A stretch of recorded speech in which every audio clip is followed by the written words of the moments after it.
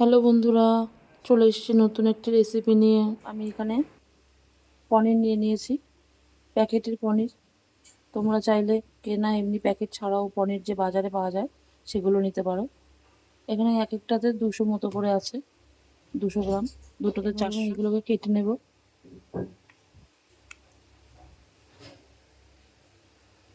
দেখুন, দুটুকরো করে নিয়েছি। এবার আমি মাঝখান থেকে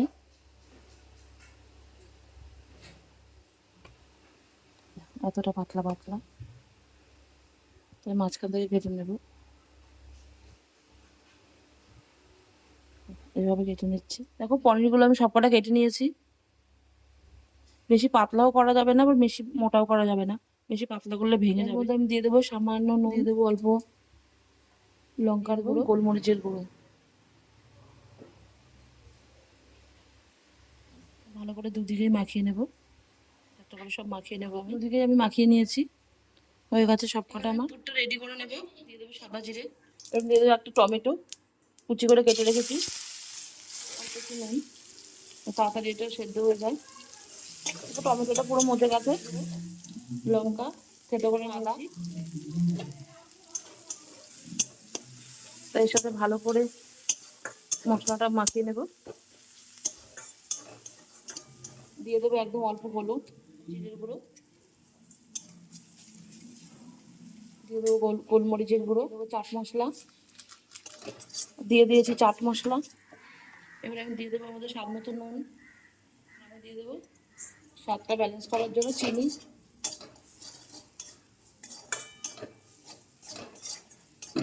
পুরো মশলাটা আমি একসাথে কষিয়ে নেব। এর মধ্যে দিয়ে দেবো আমি আলু। আলু আমি সেদ্ধ করে রেখেছি, এটা আমি গ্রেট করে দিয়ে দেবো।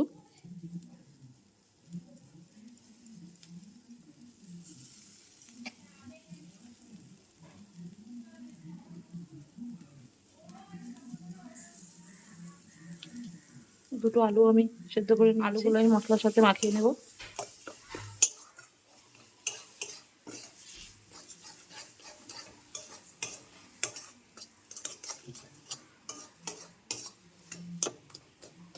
মশলার সাথে পুরো আলুটা মাখিয়ে নিয়েছি, পুরো কষানো হয়ে গেছে এটা। এবার আমি এর মধ্যে কিছুটা পনির গ্রেট করে দিয়ে দেবো।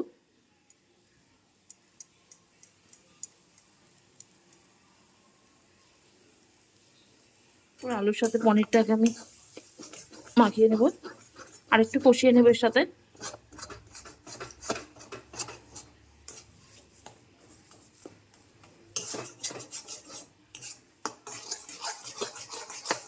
আমি দিয়ে দেবো অল্প ধনেপাতা কুচি।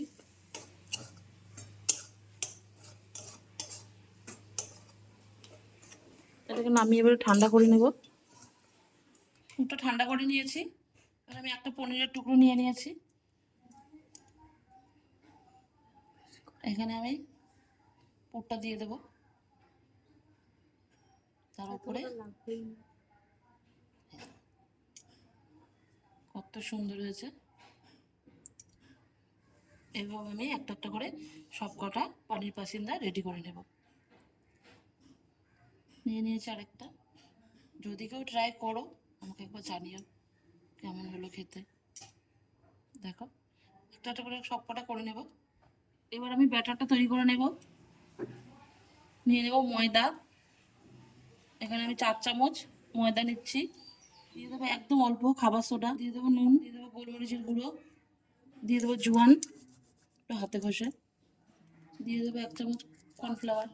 এবার দিয়ে দেবো জল। ভালো করে আমি এটাকে মাখিয়ে নেব। ব্যাটারের মধ্যে ডুবিয়ে নেব। এবার ভালো করে ব্যাটারের মধ্যে চারদিকে লাগিয়ে এবার আমি এটা তেলের মধ্যে দিয়ে দেবো।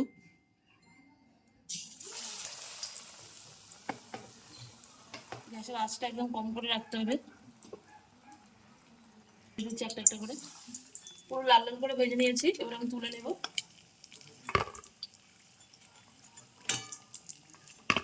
কত সুন্দর লাগছে দেখতে।